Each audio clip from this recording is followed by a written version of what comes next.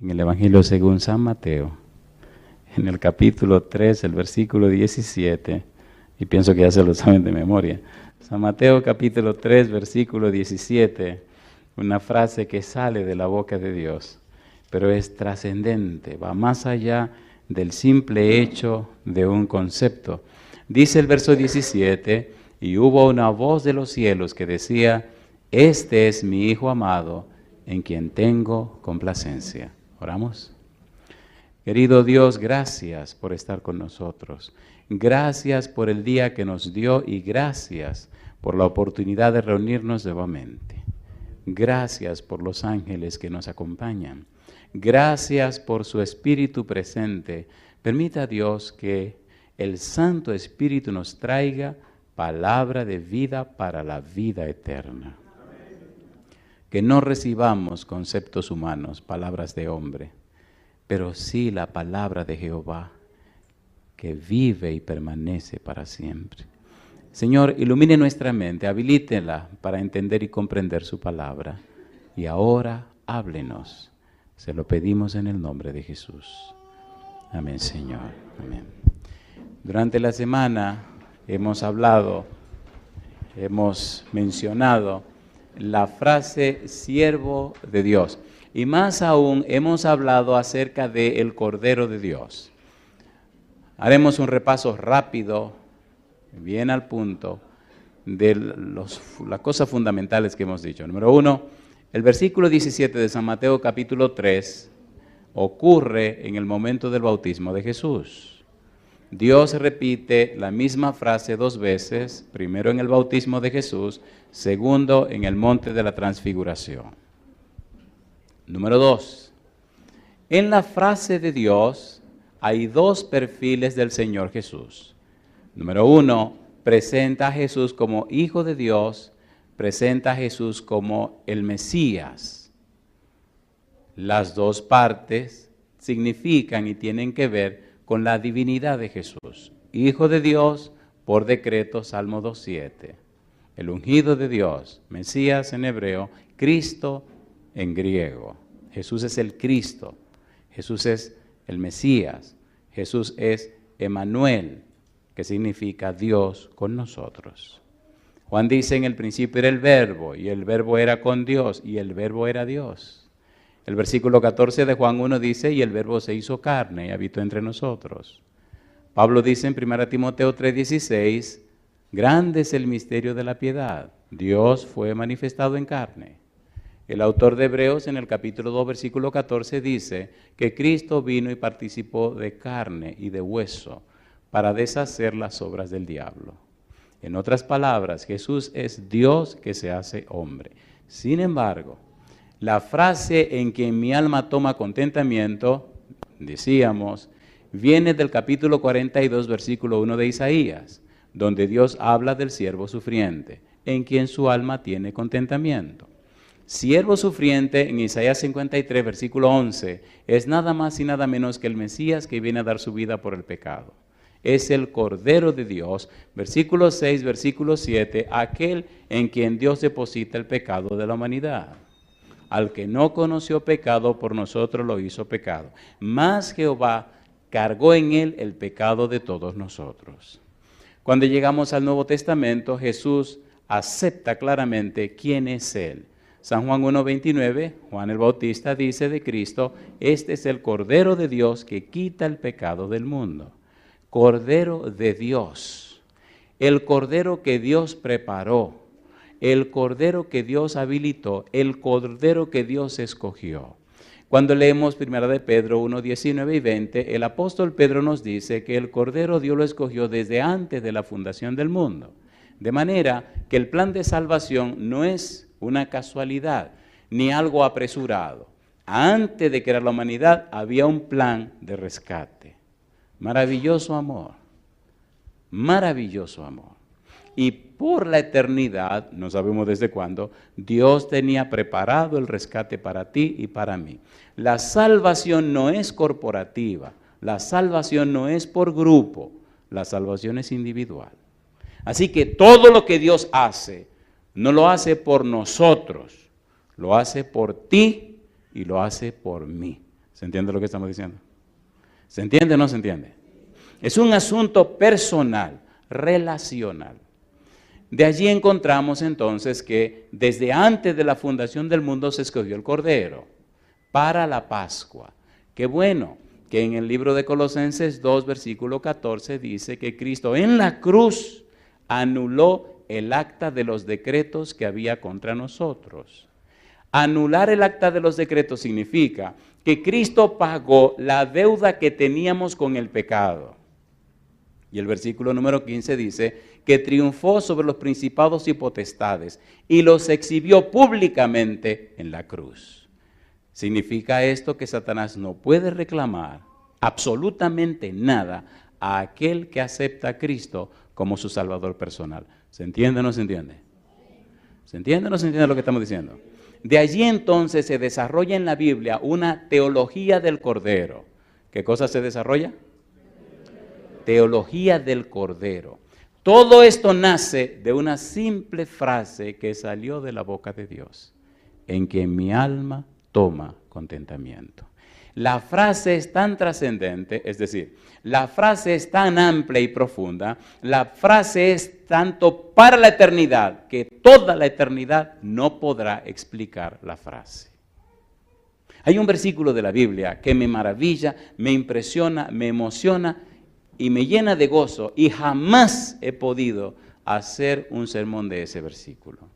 Declaro sinceramente que no lo entiendo. Tal vez usted lo pueda entender y me lo puede explicar, pero tenga cuidado. Romanos capítulo 11, versículo 33. ¿Qué le pasó al pastor hoy? Bueno, vamos a leer. Si usted lo entiende y me lo puede explicar, yo seré feliz cuando termine la reunión. Agárrese que es un gancho que le estoy poniendo. Romanos capítulo 11, versículo 33. Mire qué cosa linda. ¿Cómo dice el versículo 33? Romanos 11, 33. Este versículo me encanta y no lo entiendo. Dice el versículo, oh profundidad, ¿de qué cosa? De las riquezas, ¿de qué dice? De la sabiduría y de la ciencia de Dios. Qué cosa linda. Oh profundidad de las riquezas, de la sabiduría y de la ciencia de Dios. ¿Y qué sigue diciendo? ¿Qué sigue diciendo? Cuán insondables son tus juicios. ¿Y qué sigue diciendo? E inescrutables tus caminos. Insondables. Usted no puede llegar al fondo de ellos. Inescrutables. Usted no puede escudriñarlo profundamente hasta el fondo lo que ellos quieren decir y significan. Por eso es tan importante entender esto de la teología del Cordero. ¿Cómo Dios hizo tanto por un ser tan malo y pecador como yo? ¿Cómo Dios arriesgó todo por una persona como tú? Eso es increíble. ¿Es increíble o no es increíble? Y ese es Dios. La peor tragedia de la humanidad es que no conoce a Dios. Lo peor que le ha pasado a la humanidad es no conocer a Dios. Y lo más triste y doloroso de los que se llaman cristianos es que sus vidas dicen, lamentablemente, que la mayoría no conoce a Dios. Qué pena. Porque cuando usted conoce a Génesis 15:6, vamos rapidito, vamos a leerlo mejor, rapidito. Génesis 15:6. Miren, vamos rápido, que el tiempo se va aquí muy aprisa. Génesis 15:6. Yo pensé que más al norte era diferente que más al sur, pero al sur y al norte es la misma cuestión. El tiempo se va rápido. Génesis 15:6. Mire qué cosa linda. ¿Cómo dice el versículo 6? Y creyó a Jehová, ¿y qué dice? Y le fue contado por justicia. Y creyó a Jehová. ¿Abraham creyó en Jehová o creyó a Jehová? A Jehová. Usted no puede creer en si primero no conoce a. ¿Sí o no? ¿Sí o no? Para creer en, tengo que conocer a. Cuando usted le pregunta a una gente, ¿usted cree en Dios? Dicen que sí. Y si usted le pregunta, ¿usted conoce a Dios? Entonces se rascan la cabeza. ¿Cómo es la cosa? ¿Verdad que se pone bueno el asunto? Necesitamos estudiar la Biblia. Necesitamos saber qué es lo que Dios ha dicho, porque lo que de Dios se sabe solamente es lo que Dios reveló. Porque nadie puede saber más de Dios que lo que Él reveló. Y para conocer a Dios hay que saber lo que Él reveló. De allí la importancia de lo que estamos estudiando. En quien mi alma toma contentamiento. Desde antes de la fundación del mundo, Dios ofreció el Cordero. Número 1. Número 2. Cuando el hombre peca, Génesis capítulo número 3, Dios no se ausenta. Dios viene a donde el hombre y le pregunta, Adán, ¿dónde estás tú? Dios no abandona al hombre cuando peca. Dios no se hace de la vista gorda, dicen en mi país. Dios busca al hombre, no para condenarlo. Dios busca al hombre para decirle al hombre y enseñarle al hombre cuál es su situación y su condición. La pregunta, ¿dónde estás tú?, es trascendente. Va más allá del simple pensamiento de una ubicación geográfica. La pregunta, ¿dónde estás tú?, significa, no estás en el lugar que yo te coloqué. De hoy en adelante las cosas serán distintas, Adán, no porque yo lo decidí, tú lo decidiste. Sin embargo, todo está implícito en la pregunta. Y yo te pregunto a ti hoy, con relación a Dios, ¿dónde estás tú? Dios sigue haciendo preguntas y en el versículo 15 habla de la enemistad entre la mujer y la serpiente. Y la enemistad entre la simiente de la mujer y la simiente de la serpiente. Y Dios dice que la serpiente heriría a la simiente de la mujer en el calcañar, pero que la simiente de la mujer aplastaría la cabeza de la serpiente. La simiente de la mujer es Jesús, la simiente de la serpiente es el pecado. Y Cristo aplastó el pecado en la cruz del Calvario. Pagó con su vida el precio del pecado. Yo me detengo aquí, ¿se entiende lo que estamos diciendo? Cuando llegue a su casa, lea el capítulo 12 de Apocalipsis y lea todo el capítulo. Y ahí encontrará la explicación del versículo 15 de Génesis 3. En el versículo 21 de Génesis capítulo 3 aparece Yahvé Elohim vistiendo con pieles a Adán y Eva. Esa piel es un símbolo de la justicia de Dios. Quien viene a la tierra a mostrar la justicia de Dios es Cristo Jesús. Romanos capítulo 3 versículo 21 en adelante. Cristo trae la justicia de Dios. Jeremías 23, 5 y 6 dice que la justicia es Jehová. Jehová, justicia nuestra. La justicia es una persona, la persona es Cristo Jesús. En Gálatas 3:27 dice que cuando nos bautizamos somos vestidos de Cristo. De modo que en el bautismo usted queda vestido con la persona justicia que se llama Cristo Jesús. Y permita Dios en la semana encontremos un espacio para explicar algunas cosas que tienen que ver con la palabra bautismo, porque es muy confusa para algunos y otros no la pueden entender. Pero la palabra bautismo tiene una connotación legal, una connotación forense, una connotación de tribunales. Cuando usted va a comprar una casa, ¿verdad que necesita un notario? Bueno, aquí sería un abogado, ¿verdad? Un abogado. Y tienen que hacer un asunto legal, ¿o no? El bautismo es una compra de una casa, de un templo, que es el cuerpo suyo. Y Dios lo compra con la sangre de su Hijo. El pecado, la palabra pecado es una palabra forense, una palabra legal. Primera de Juan capítulo 3 versículo 4, el pecado es transgresión de la ley. La ley tiene que ver con tribunal. Así que en el bautismo usted le vende su cuerpo a Dios y Dios lo compra con la sangre de Cristo Jesús. Ahora su cuerpo es propiedad de Dios y entonces viene el Espíritu a morar en usted. Es un acto legal. Las personas que escuchan la palabra de Dios, que les gusta el Evangelio, que se fascinan con la Biblia y no toman una decisión, ¿quieren que le lea lo que pasa? ¿Le leo o no le leo? ¿Seguro que quieren que se lo lea? No le va a gustar. Y posiblemente le duela. Y hasta usted va a decir, Me acuerdo de una señora una vez que se olvidó que estaba en la iglesia. Y el tema se puso tan interesante. Porque hay personas que se concentran mucho y como que pierden la ubicación. Y en un momento dije algo y esa señora dio un salto en la silla que todo el mundo se rió. ¿Están listos? ¿Quieren que le diga esto o no quieren? ¿Quieren o no quieren? Bueno, la curiosidad mató al gato. Aquí vamos. San Mateo capítulo número 12. Ustedes fueron lo que quisieron. Cojan ahora.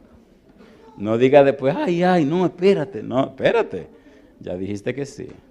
San Mateo capítulo número 12. Se da un incidente en el capítulo. Miren, vamos rapidito, que esto es una pequeña limonada que nos vamos a tomar. San Mateo capítulo. Yo no he visto limones aquí. Aquí no abundan los limones. Qué barbaridad. Ah, no. Y bueno, no he visto limones y a mí me fascinan mis limones. Me encantan los limones. Soy enfermo con los limones. Me gustan la limonada, me gusta el limón. En el norte hay muchos limones. Bueno, pues una limonada, disfrútenla y gócensela. Capítulo número 12. En el capítulo 12 se da un incidente y este incidente lleva o trae como consecuencia que a Cristo lo acusan de sacar los demonios por el poder del diablo, el poder de Belcebú. Y es una acusación fuerte. En el versículo 28 Jesús dice, pero si yo, por el Espíritu de Dios, echo fuera los demonios, ciertamente ha llegado a vosotros el reino de Dios. El ambiente del capítulo 12 es echar fuera demonios. El ambiente del capítulo 12 es Cristo sacando demonios. Ahora dice Jesús, y aquí viene para que no sea curioso, versículo número 43. Cuando el espíritu inmundo sale del hombre, anda por lugares secos buscando reposo y no lo halla. Ay, mamacita, ¿de dónde salió el espíritu inmundo? Del hombre. ¿Dónde estaba viviendo? En el hombre. Recuerde que usted se puso de curioso, ahora agárrese. ¿Por qué voy a decir todo eso? ¿Por qué el espíritu inmundo puede vivir en el hombre? Ponga un dedito ahí y vamos a 1 Corintios capítulo 3. Vamos rapidito. ¿Cómo que puede alguien vivir dentro del hombre? 1 Corintios capítulo número 3. Mire lo que dice el apóstol Pablo acerca del cuerpo humano, acerca del ser humano. ¿Qué cosa es el ser humano? ¿Quién es el ser humano? La Biblia dice que el ser humano es una casa. ¿Pero qué tipo de casa? Versículo número 16. 1 Corintios 3:16 dice, ¿no sabéis que sois qué cosa? Templo de Dios y que el Espíritu de Dios, ¿qué hace? Mora en vosotros. ¿Qué cosa somos nosotros? Un templo. Cuando usted se bautiza, le está vendiendo su templo, su cuerpo, a Dios, para que el Espíritu tenga derecho legal de morar en su cuerpo. Ay, mamá. ¿Y si el Espíritu no está ahí? Bueno, mejor sigamos. Mejor sigamos leyendo la Biblia. ¿Qué cosa es el cuerpo? Capítulo 6, versículo 19. ¿O ignoráis que vuestro cuerpo es templo del Espíritu Santo, el cual está en vosotros, el cual tenéis de Dios? ¿Y qué dice ahora? Y que no sois vuestros. ¿De quién es este templo? De Dios. ¿Para morada de quién? Del Espíritu Santo. Cuando el Espíritu Santo no está dentro, ¿quién se mete? Dice Cristo, San Mateo 12:43, que el espíritu inmundo se mete allí. Y ahora viene la explicación de Jesús. San Mateo capítulo 12, versículo 43, cuando el espíritu inmundo sale del hombre, anda por lugares secos buscando reposo y no lo halla. Entonces dice, volveré, ¿cómo dice él? A mi casa. ¿Cómo le llama al hombre? Mi casa. ¿Es una casa el ser humano? Sí. ¿Qué tipo de casa? Un templo. Mi pregunta entonces, si nosotros somos un templo para la morada del Espíritu de Dios, ¿deberíamos ser personas santas? ¿Sí o no? ¿Notan el lío ahí entonces? Nos hemos hecho tan religiosos que nos olvidamos ser personas santas que glorifican a Dios. Somos tan religiosos que ya no somos espirituales. ¿Sí o no? Alguien dijo, el hábito no hace al monje. Diciendo con esto que la ropa no es importante, pero alguien escribió más abajo, pero lo distingue. ¿Sí o no? ¿Sí o no? ¿Qué cosa es un general en pantaloncito corto? Un hombre más. ¿Y cuando se pone el uniforme? Un general. ¿Me están entendiendo? ¿De quién deberíamos estar vestidos? De Cristo Jesús. ¿De quién deberíamos estar llenos? Del Espíritu Santo. ¿Cuándo ocurre eso? Cuando te bautizas. ¿Cómo ocurre? Porque Dios te compra y te paga con la sangre de su Hijo. Sí, es verdad. En muchas religiones e iglesias están abusando de la palabra bautismo. Eso es verdad también. Inclusive la gente ni sabe lo que eso significa. Pero pienso que eso debe estar bien claro para que usted sepa qué es lo que significa y qué es lo que ocurre cuando usted se bautiza. Es una transacción espiritual. Dios te compra con la sangre de Jesús para tener derecho legal en tu cuerpo, para que el Espíritu more en ti y te vista con la justicia de Cristo Jesús. Eso es lo que ocurre. Y tu nombre se registra en el libro de la vida, en el cielo, y tenga derecho de entrada en la patria celestial. Eso es lo que ocurre, un acto legal. Y el demonio dice, espérate, perdí el derecho. Capítulo 12, San Mateo, versículo 44. Entonces dice, volveré a mi casa de donde salí, y cuando llega, la halla ¿cómo? Desocupada, ¿qué más? Barrida, ¿y qué más? Y adornada. ¿Por qué la casa está desocupada, barrida y adornada? ¿Qué hizo salir al demonio de esa casa? El poder de la palabra de Dios. Pero el Espíritu jamás entrará a tu vida sin que se den los pasos correctos. Queridos, ¿entienden lo que estamos diciendo? El Espíritu jamás entrará a morar en tu vida si no se dan los pasos correctos. ¿Qué le pasa a una gente que se mete en una casa ajena, de que a vivir en una casa ajena sin comprarla y sin pagar una renta? ¿Qué le hacen? Bueno, aquí yo no sé lo que le hacen, pero allá yo sí sé lo que le hacen. ¿Qué le hacen aquí? El tipo rompió la puerta, se metió, se mudó y empezó a vivir la casa en una casa ajena. ¿Qué hacen los dueños? ¡Ay, qué bueno! ¿Qué decía ella hasta que usted quiera? ¿Hacen así aquí? Compadre, le sacan todo a la calle y termina en la cárcel. El Espíritu no entra en ninguna casa si no le dan el derecho para entrar. Y miren lo que hace el demonio. Recuerden que fue por curiosidad que preguntaron, así que agárrense ahí. Dice el versículo número 45. Entonces va el demonio y toma consigo otros 7 espíritus peores que él, y entrados moran allí, y el postrer estado de aquel hombre viene a ser peor que el primero. Y dice Cristo, así también acontecerá a esta mala generación. Pregunto, ¿rechazaron a Jesús? Rechazaron a Jesús. ¿Y qué les ocurrió?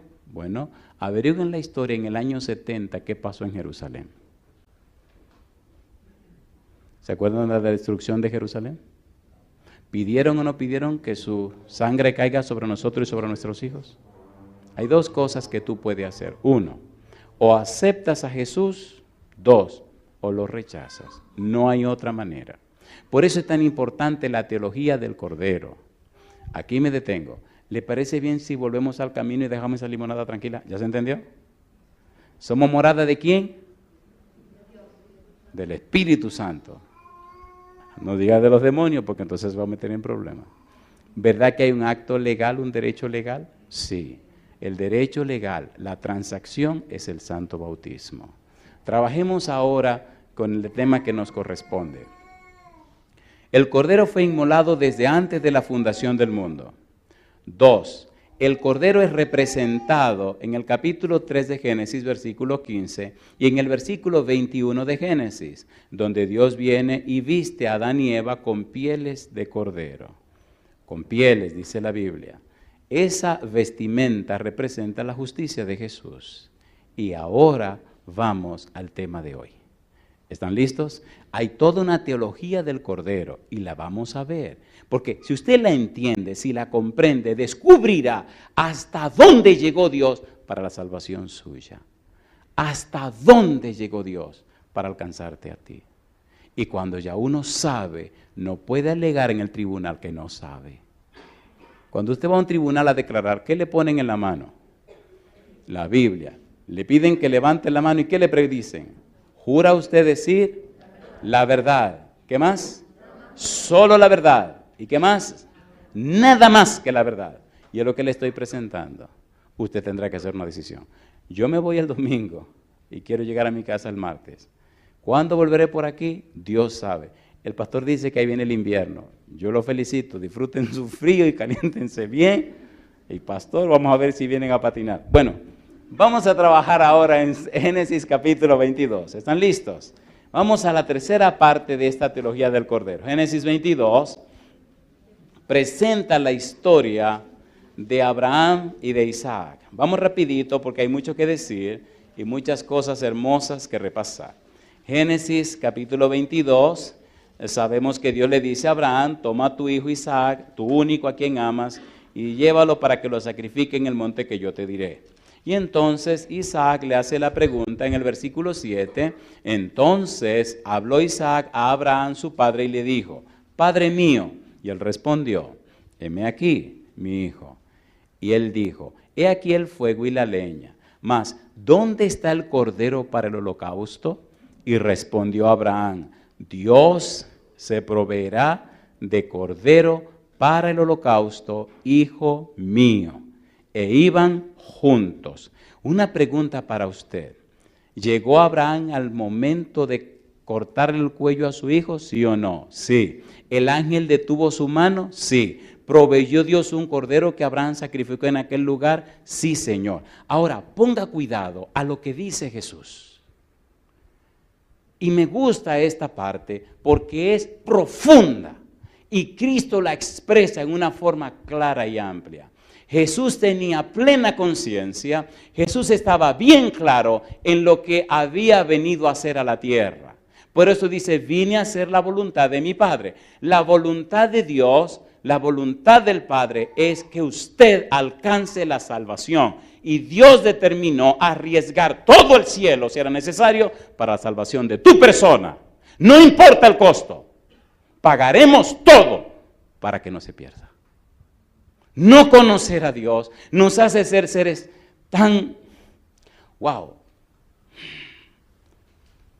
Bueno, no quiero decir ninguna de las palabras que me vinieron a la cabeza porque son muy fuertes. Tan tristes, nos hace tan tristes, somos tan tristes. Esa duele menos, ¿verdad? Nos hace tan tristes, tan... Póngale las otras palabras que usted quiera allí. San Juan capítulo 8. Ponga cuidado que ahora que esto se va a poner bueno. San Juan capítulo 8. A mí me gusta la Biblia. Me gusta mi esposa, la amo mucho, pero me gusta la Biblia. Sí, Dios me ha dado una esposa bien bonita, bien interesante. San Juan capítulo 8, versículo número 56. Ponga cuidado. Me gusta como lo dice Jesús. Versículos 56 al 58. Recuerde que venimos de Génesis 22, dejamos a Abraham e Isaac arriba en el monte, ya se resolvió el problema, le pusieron el cordero y lo sacrificó. Ahora dice Jesús, versículo 56. Abraham vuestro padre se gozó de que había de ver mi día, y lo vio, y se gozó. Entonces le dijeron los judíos, aún no tienes 50 años, ¿y has visto a Abraham? Jesús les dijo, de cierto os digo, ¿qué cosa? Antes que Abraham fuese, yo soy. Alabado sea el nombre de Dios. Mi pregunta, ¿está diciendo Cristo ahí que es preexistente? Sí. ¿Está diciendo que existe desde antes de Abraham? Sí. ¿Vio Cristo cuando Abraham iba a sacrificar a Isaac? Sí. ¿Proveyó Cristo el cordero para que lo sacrificara Abraham? Sí. Cristo vio el día cuando Abraham sacrificó el cordero. Y de esa manera se presenta un símbolo de aquella hora horrible y espantosa en el futuro, cuando el Padre vería el sacrificio de su Hijo y no podría hacer nada. Abraham vio mi día y se gozó.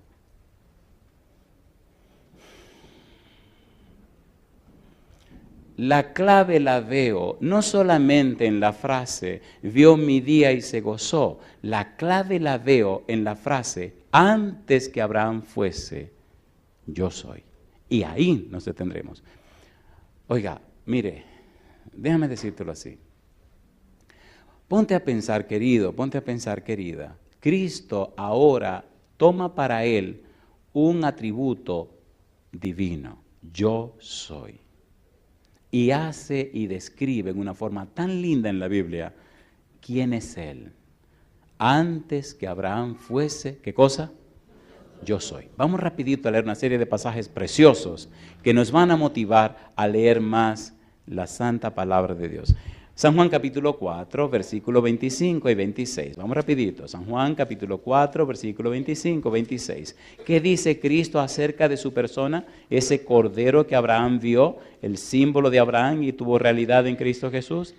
San Juan capítulo 4, versículo 25. Le dijo la mujer, ¿qué cosa? Sé que ha de venir el Mesías, llamado el Cristo. Cuando Él venga, nos declarará todas las cosas. Jesús le dijo, ¿qué cosa? Yo soy el que habla contigo. Mi pregunta, ¿el Mesías es Dios con nosotros, sí o no? Y ahora Cristo se identifica como el ¿qué? El yo soy. Número 1. Número 2. Mire lo que sigue diciendo el apóstol Juan. San Juan capítulo número 6, versículo 35. Vamos rapidito. San Juan 6, 35. La Biblia es tan hermosa. Dice Juan 6, 35. ¿Cómo dice el verso 35? Jesús les dijo, yo soy el pan de vida. El que a mí viene nunca tendrá hambre, y el que en mí cree no tendrá sed. ¿Cómo dice? Jamás. Versículo 48. Yo soy el pan de vida. ¿Está diciendo Cristo que Él es, sí o no? Capítulo 8, versículo 12. San Juan, capítulo 8, versículo 12.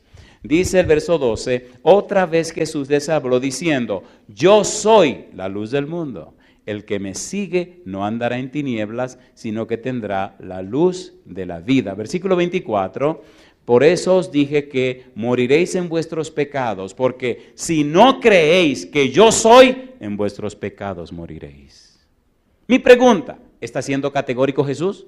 Sí, Señor. Así que aquel símbolo, aquel cordero que Abraham sacrificó, era un símbolo del verdadero cordero que ahora estaba en el mundo. Antes que Abraham fuese, yo soy. Abraham vio mi día y se gozó. Cristo está diciendo, yo soy Dios hecho carne, pero vengo a morir como el siervo sufriente. Y la Biblia presenta la teología del cordero para que nadie tenga la duda, ni deje, ni diga que no entiende hasta dónde llegó Dios para salvar a cada ser humano. No hay razón para que la gente se pierda. Pienso que la razón por la que la gente se pierde es porque no saben. Y alguien tiene que explicarle. ¿Es así o no es así? Si la gente supiera, no fueran como son. Quisiera contarles tantas cosas. Oigan, ¿puedo decirle algo que le duela? Seamos honestos, seamos honestos. ¿Verdad que la mayoría de los que nos llamamos cristianos somos medio charlatanes y sinvergüenza? Seamos honestos, vamos a ser bien honestos. No nos comprometemos completamente ni con Dios ni con el diablo. ¿Sí o no? No somos ni fu ni fa. Seamos honestos, ¿sí o no? La gente se pierde delante de nosotros y no nos importa. Y la gente sufre. Porque Dios no encuentra a quién mandar a llevar la bendición que quiere mandar. Y estamos tan empeñados en nuestras necesidades. Y somos tan egoístas que cuando oramos, solamente Señor, dame, Señor, recuerda. Una reclamadera, es una verdad. Es un Dios serio. Yo quiero que tú me des tu promesa, Señor. Qué barbaridad. Pero dame la gracia por lo que ya te di. Ay, Señor. Qué vergüenza. Y somos cristianos.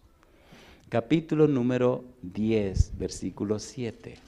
La Biblia es linda y maravillosa. Explica lo que uno necesita saber. Versículo 7. Volvió pues Jesús a decirles, de cierto os digo, ¿qué cosa? Yo soy la puerta de las ovejas. Versículo 9. Yo soy la puerta. El que por mí entrare será salvo. Y entrará y saldrá y hallará, ¿qué cosa? Pastos. Versículo 11. Yo soy el buen pastor. El buen pastor su vida da por las ovejas. Versículo número 14. Yo soy el buen pastor y conozco mis ovejas y las mías me conocen. Versículo 16. también tengo otras ovejas que no son de este redil. Aquellas también debo traer y oirán mi voz y habrá un rebaño. ¿Y qué cosa? Y un pastor. ¿Tiene Jesús ovejas en otros rebaños? ¿Sí o no? Sí. Me llena de gozo, me llena de alegría cuando me reencuentro con ovejas del Señor que son de cualquier rebaño. Y me llena de gozo cuando nos sentamos y empezamos a leer la Biblia. Y al rato usted ve las lágrimas que corren. Y nada más oye el suspiro. Y la frasecita, pero yo no lo había visto así, pero yo no lo había entendido así. Qué cosa chula, mamacita, pero yo no. Hace muchos años atrás yo venía de Nueva York, iba para Washington, para Virginia en realidad, a visitar a mi hermana. Y me encontré una gringuita que no hablaba ni pío de español. Y ya se encontró un negrito que no hablaba ni pío de inglés. Así que ni pío ni pavo. Digo, ¿cómo le predico a esta muchacha? Y le digo, ¿tú tienes tu Biblia ahí? Sí, saca la Biblia. Digo, esta se fastidió. Porque yo le voy a enseñar los versículos en español y ella lo va a leer en inglés. Teníamos bastante tiempo para hablar. Compadre, cuando íbamos hablando ya como por 3 horas más o menos, la chiquita empieza, digo, ¿y ahora qué te pasó? Y me dice un reguero de cosas que yo ni entendía. Así que para que yo entendiera, buscaba un versículo de la Biblia para que yo lo leyera, y ahí entonces me decía, ella me lo buscaba en inglés, yo leía mi Biblia en español. Oye, fue una conversación de 5 horas fantástica, pero entendió el plan de salvación, entendió el amor de Dios, entendió el sacrificio de Jesús, entendió el mensaje divino. ¿Se entiende o no se entiende? La gente sabe quién tú eres, la gente no es tonta. La gente sabe si el Espíritu de Dios está en tu vida o no está. La gente sabe si eres un falso, un mentiroso, un engañador. La gente sabe quién tú eres. Déjate de tontería. ¿Sí o no? Y el diablo también quiere hacer sus tonterías. Después le cuento porque el tiempo se me está acabando. Sí, porque el diablo anda suelto también. El diablo quiere hacer su diablura. Capítulo 11, versículo 25-26. Recuerden que estamos con el yo soy. Versículo 25 le dijo Jesús, yo soy la resurrección y la vida. El que cree en mí, aunque esté muerto, vivirá. Y todo aquel que vive y cree en mí, ¿qué cosa? No morirá eternamente. ¿Crees esto? Y siguen los yo soy. Capítulo 14, versículo 6. ¿Qué dijo Jesús? Yo soy el camino y la verdad. ¿Y qué más? Y la vida. Nadie viene al Padre, sino ¿por quién? Por mí. Capítulo 15, versículo 1. Yo soy la vid verdadera. Y mi Padre es, ¿qué cosa? El labrador. Versículo 5. Yo soy la vid, vosotros los pámpanos. El que permanece en mí y yo en él, este lleva mucho fruto, porque separados de mí nada podéis hacer. Yo te pregunto, ¿esto tiene sentido o no tiene sentido? A ver, ¿tiene sentido o no tiene sentido? ¿Es Cristo el gran yo soy? Él dice que sí. La Biblia dice que sí. Y yo creo que sí. ¿Lo crees tú? Recuerde que todo partió con la frase, antes que Abraham fuese, yo soy. Abraham vio mi día y se gozó. Y ahora Cristo explica la teología de lo que está presentando. Sin embargo, ahora empieza lo bueno. Éxodo capítulo 3, versículo 13 al 15. Y aquí vamos a usar los minutos que nos quedan, porque aquí sí nos va a doler. ¿Han visto cuando usted se da una herida? Una herida no. Cuando usted se quema y le ponen algún vendaje para evitar problemas, cuando le van a quitar el vendaje, lo sabroso que es cuando le están quitando el vendaje, que le hagan los cabellitos, ¿se han dado cuenta? No al pasito duele más, arranca eso rápido. Así que vamos a quitarle los cabellitos a ustedes ahora. En el capítulo número 3 del libro de Éxodo, Dios viene para hablar con Moisés. Dios viene a decirle que va a rescatar a su pueblo de la esclavitud de Egipto. Dios viene personalmente, no envió ningún ángel, aunque la palabra ángel de Jehová es un título que representa o se usa para representar al Señor Jesús. Ahora viene Dios a hablar. Me gusta porque aparece en la Biblia del principio por primera vez la palabra o la frase yo soy. Jesús dijo en el Nuevo Testamento que Él es, yo soy. Ahora, mire qué cosa rica, qué cosa hermosa, qué maravilla que el mismo Dios viene a hablar con Moisés, a decirle, mira Moisés, yo he visto, yo he oído el clamor de mi pueblo y vine para libertarlo. Por favor, ponga cuidado a estos verbos. Dios te ha visto, Dios te ha conocido, Dios sabe lo que está pasando contigo, Dios conoce tu realidad. Por eso envió a Cristo Jesús. Mira qué cosa linda. Capítulo 3. Vamos a leer rapidito el versículo número 7. Dijo luego Jehová: bien he visto la aflicción de mi pueblo que está en Egipto, y he oído su clamor a causa de sus exactores, pues he conocido sus angustias. El mismo Dios viene a hablar con Moisés. Después del diálogo, de la discusión, Moisés dice, no, que mira que mandate a otro, que mira que a mí se me olvidó el idioma, que mira que... Todas las excusas del mundo, papá Dios como que me dio el calentar, no sabe. Óyeme bien. Y le puso la cosa clara. Entonces Moisés se atrevió a hacer una pregunta. Y esta es una pregunta interesante. Y la respuesta de Dios es más interesante. Por eso se hace imprescindible que los que se llaman cristianos conozcan a Dios. Porque cuando usted conoce a Dios, entonces su vida, su persona, su presencia inspira y motiva a la gente a buscar a Dios. ¿Es así o no es así? Y mire la pregunta de Moisés, versículo 13. Dice el verso 13. Dijo Moisés a Dios: he aquí que llego yo a los hijos de Israel y les digo: el Dios de vuestros padres me ha enviado a vosotros. Si ellos me preguntaren, ¿cuál es su nombre? ¿Qué le responderé? Y respondió Dios a Moisés, ¿qué le dijo? Yo soy el que soy. Y dijo, así dirás a los hijos de Israel. ¿Qué cosa? Yo soy, me envió a vosotros. Mi pregunta, ¿tiene esto algo que ver con Jesús? Sí, Señor. ¿A qué vino ese personaje a hablar con Moisés? A liberar al pueblo de la esclavitud de Egipto. ¿A qué vino Cristo a la tierra? A liberarte a ti de la esclavitud del pecado. ¿Tiene sentido o no tiene sentido? ¿Tiene sentido o no tiene sentido? Mi pregunta, ¿tú quieres que te liberen de la esclavitud del pecado? Pastor, este es nuestro hijo. Ya no sabemos qué hacer con él. Hemos gastado una fortuna en este muchacho y no sirve para nada. Eso es duro decírselo a un hijo delante de un pastor. Y el chiquito con la cabeza para abajo. No era tan chiquito, era un jovencito. Así que hemos orado a Dios y le pedimos que por favor viniera para que usted orara por él. Como no, vamos a orar. Yo le quiero hacer una pregunta a usted. ¿Es Dios todopoderoso?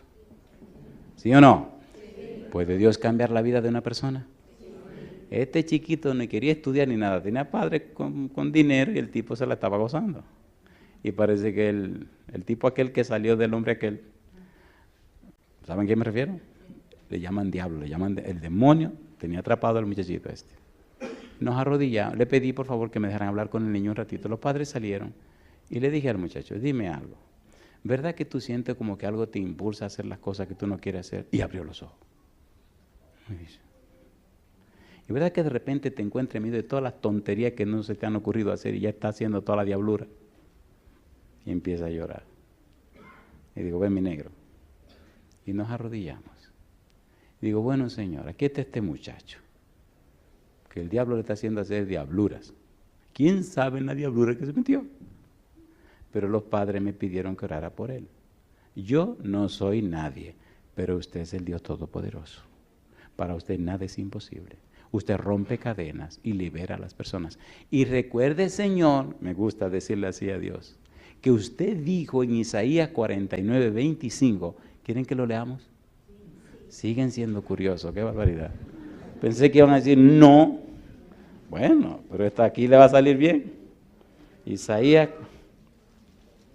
49, 25. Las madres deberían anotar este versículo porque lo van a necesitar toda la vida. Mamá, agárrese de aquí. Había una señora que lo tenía en la cartera, compadre. Isaías 49, 25, dice el versículo 25, ¿cómo dice?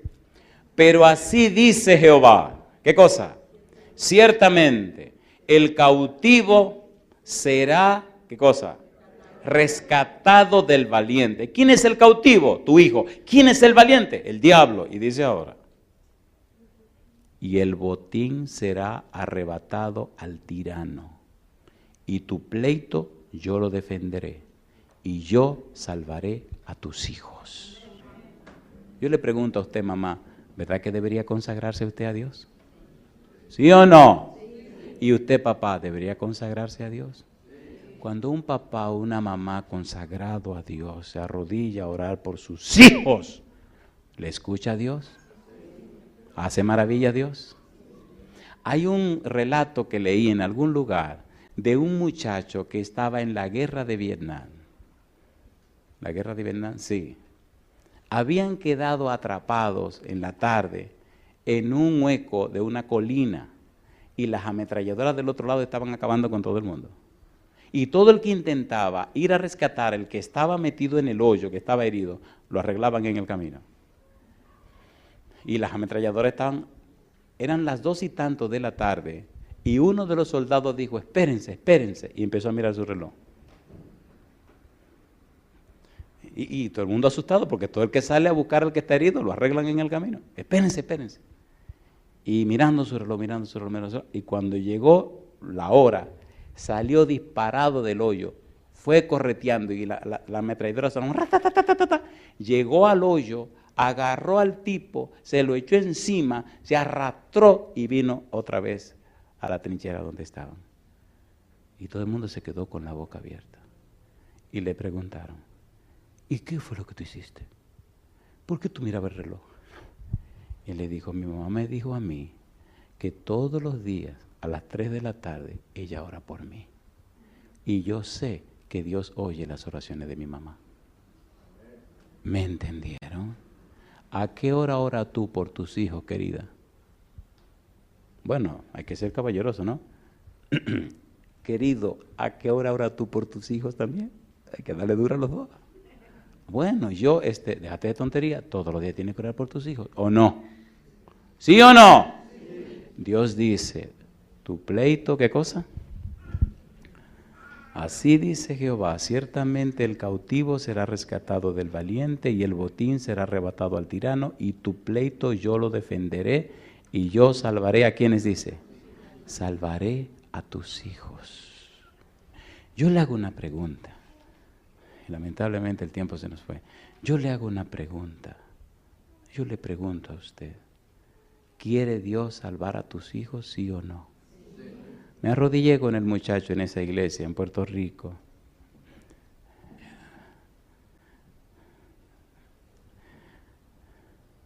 Empecé a orar, empecé a llorar, porque empecé a pensar que este era mi hijo que el enemigo tenía atrapado. Y el chiquito comenzó a llorar también. Terminamos de orar, me abrazó, nos abrazamos fuerte y arrodillado. Se fue y no lo volví a ver. 3, 4 años después, me encontré con los padres y estaban muy radiantes y muy contentos y le pregunté, oigan, ¿y qué pasó con el muchachito aquel? Uy, comenzaron a llorar, me abrazaron y empezaron a hacerme todas las historias. Pidió irse a Miami, se fue a Miami, se puso a estudiar, terminó la carrera que había empezado, está haciendo una especialidad, jamás volvió a usar drogas, ya no usa alcohol, ya no sale a la calle. Pastor, fue una cosa increíble lo que Dios hizo. Y les dije, Cristo murió en la cruz para pagar el precio de nuestros pecados. Y en Él Jehová cargó todas nuestras enfermedades, cargó todos nuestros pecados. Cuando nos consagramos a Él, el Señor hace maravillas en nuestra vida. Yo te pregunto, ¿es así o no es así? En el capítulo 3 de Éxodo, versículo 15, aquí terminamos, está la frase más hermosa que usted puede imaginar.